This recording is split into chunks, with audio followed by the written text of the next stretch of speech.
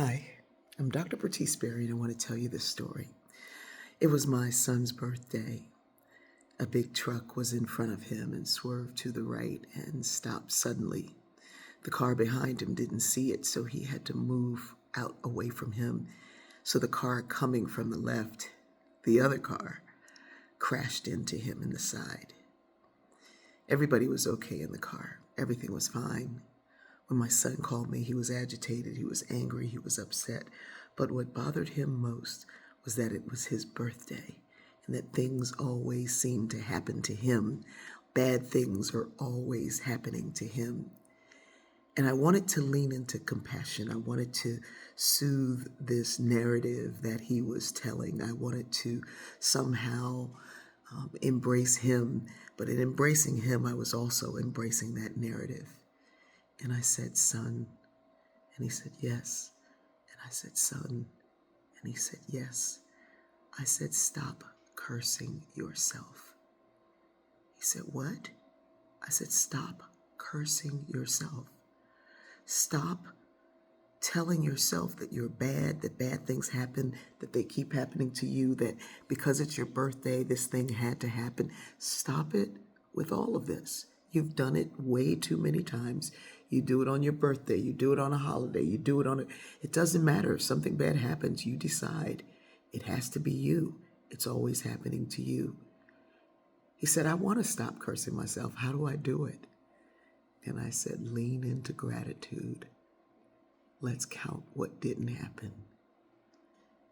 And he began to talk about how his daughters were fine. His wife was fine. In fact, the car was fine. The person who hit him didn't have any damage.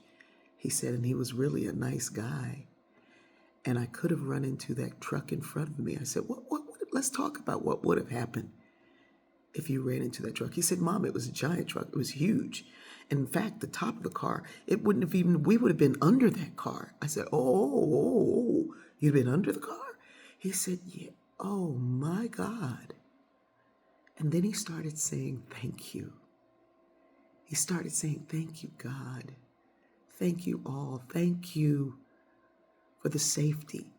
Thank you for the makers of this car. Thank you for the man who was able to stop his car just hitting me slightly.